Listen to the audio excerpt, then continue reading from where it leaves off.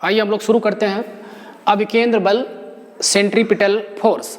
जैसा कि हमने देखा, अगर कोई कण किसी वृत्ताकार पथ पर एक समान गति से चलता है तो उसमें एक त्वरण उत्पन्न हो जाता है। त्वरण की दिशा हमेशा सेंटर की तरफ बताई गई। जैसे यही माने हम कि एक कण है जो वृत्ताकार पथ पर वामावर्त दिशा में लगातार चल रहा है, तो इस पर एक त्वरण बताया गया। त्वरण की दिशा जो बताई गई ए, वो हमेशा सेंटर की तरफ बताई गई। तो हम जानते हैं कि जो त्वरण है वो किसी बल से उत्पन्न होता है और उस बल की दिशा वही होती है जो त्वरण की दिशा होती है। तो इस तरह से हम कहेंगे कि त्वरण की दिशा में ही एक बल होगा। ये त्वरण जो था इसको अभिकेंद्र त्वरण बोले थे। तो जो जिस बल के कारण उत्पन्न हुआ होगा ये हम बोलेंगे कि अभिकेंद्र बल है वो। तो हम कहेंगे कि अगर कोई कण किसी वृत्ताकार पथ पर चलता है तो उस वृत्त के केंद्र की तरफ एक बल कार्य करता है जिसको हम लोग अभिकेंद्र बल या सेंट्रीपिटल फोर्स कहते हैं। जैसे हमने वहाँ पर बोला था कि सेंटर लबिंग एक्सेलरेशन, तो उसी तरह से यहाँ बोलेंगे सेंटर लबिंग फोर्स। और इसका मान, इसको अगर F से लिखें अभिकेंद्र बल को, तो इसका मान जो होगा हम जानते हैं कि बल, सिंपल फार्मूला, बल इक्वल टू द्रव्यमान गुणे त्वरण। तो बल को F लिख लें। द्रव्यमान, अगर मान लिया m द्रव्यमान का कोई कण इस वृत्ताकार पथ पर चल रहा है तो यहाँ पर m लिख देंगे। त्वरण क्या है? अभिकेंद्र त्वरण, तो यहाँ पे क्या लिखेंगे? v²/r, क्योंकि हम जानते हैं कि अभिकेंद्र त्वरण A equal to v²/r। r क्या है? रेडियस, v क्या है? बेग। तो F इक्वल टू mv²/r। तो ये एक फार्मूला हमारा बन के तैयार हो गया। इस पर न्यूमेरिकल लगाएंगे हम। और इसी को एक फॉर्म में और लिखें हम अगर, कि v equal to r omega जानते हैं। v equal to r omega हमें पता है, v equal to r omega. तो अगर v की जगह v² लिखा गया है तो यहाँ v² करेंगे r² ओमेगा² हो जाएगा। तो मान रख के देखते हैं। f equal to m, v square की जगह पर r² ओमेगा² बाई r। तो ये क्या बन जाएगा? F equal to m r omega. ये फार्मूला बन गया। इस पर न्यूमेरिकल बहुत सारे लगाने को मिलेंगे आपको। तो इस तरह से आप इसको समझ चुके हैं कि अभिकेंद्र बल किसे कहते हैं। हम कहेंगे कि अगर कोई कण एक समान किसी वृत्ताकार पथ पर एक समान गति कर रहा है तो उसके सेंटर की तरफ एक बल कार्य करता है जिसको हम लोग अभिकेंद्र बल कहते हैं। और अभिकेंद्र बल का जो फार्मूला बन रहा है F इक्वल टू mv²/r, या दूसरा देख रहे हैं हम लोग F इक्वल टू mr ओमेगा²। देखिए, एक्चुअली कहा जाए तो ये अभिकेंद्र बल जो है ये कोई नया बल नहीं है। नया बल कहने का मतलब ये हुआ यह किसी के द्वारा उत्पन्न होता है। दैनिक जीवन में बहुत सारी ऐसी क्रियाएं हैं जिसमें हम लोग अभिकेंद्र बल का उदाहरण समझ सकते हैं। कि पहले तो ये आपको हम समझा दें, उदाहरण तो बाद में देते हैं। पहले ये देते हैं कि अभिकेंद्र बल कोई नया बल नहीं। इसका क्या मतलब है? इसका मतलब ये हुआ कि ये किसी के द्वारा उत्पन्न किया जाता है। जैसे हम कहें कि अगर किसी धागे में एक कण बांध के ऐसे हम लोग वृत्ताकार गति कराते हैं तो जो वहाँ पर टेंशन होता है तो टेंशन ही अभिकेंद्र बल बनता है। तो वहाँ लिख लेंगे हम लोग mv²/r, mr ओमेगा²। जो भी फार्मूला बताया हमने आपको कि mv²/r mr ओमेगा², उस तो अगर किसी कण को हम बांध के ऐसे घुमा दें तो जो टेंशन, धागे में टेंशन रहेगा, वह टेंशन ही बनेगा अभिकेंद्र बल। तो mr ओमेगा²।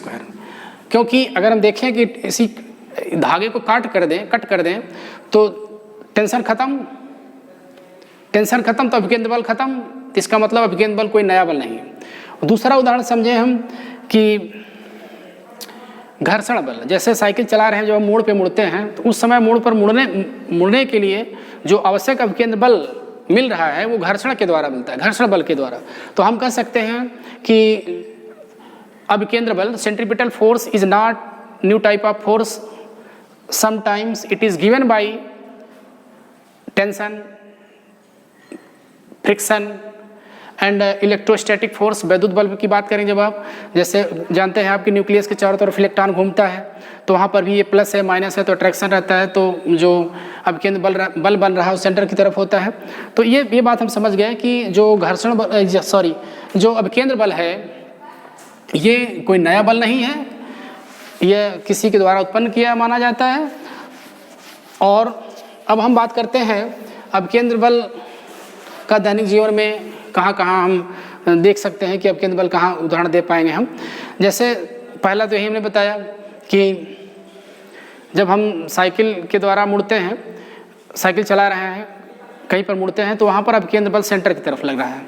दूसरा उदाहरण समझें, जैसे किसी कण को धागे में बांध कर घुमाते हैं, जो सेंटर की तरफ लग रहा है वो अब केंद्र बल ही लग रहा है।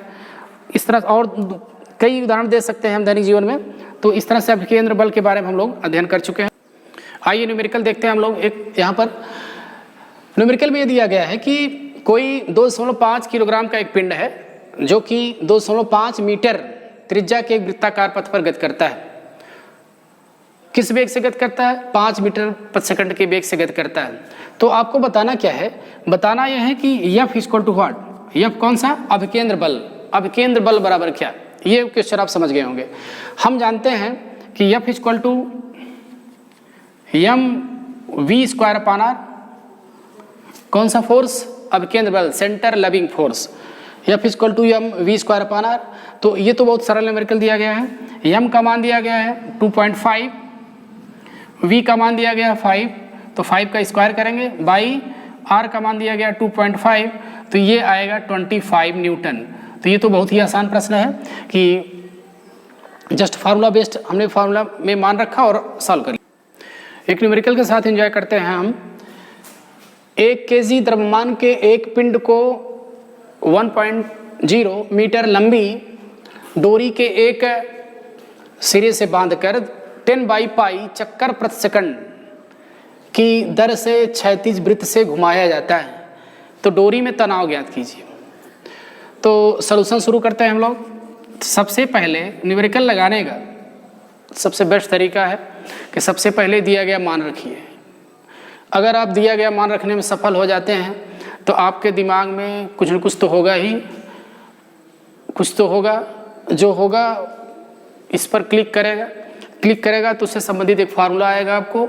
उसी फार्मूला पर वैल्यू रख करके, फार्मूले में वैल्यू रख करके आप न्यूमेरिकल सॉल्व करेंगे। उसके बाद अपने छोटे भाई बहन दीजिए गुणा गणित करे हो। देखिए करते हैं हम लोग। दिया गया मान है 1 kg द्रव्यमान, तो m इक्वल टू 1 kg, कोई कंफ्यूजन नहीं। वृत्ताकार गति की बात की गई, यहाँ पे वृत्त लिखा गया है। कहाँ गया वृत्त? ये वृत्त लिखा गया। तो r का मान लिखेंगे। r का मान दिया गया है 1.0 मीटर। बांध करके जो कण घुमाया जा रहा है पिंड 10/π चक्कर प्रति सेकंड, तो n का मान लिखेंगे प्रति सेकंड, n 10/π।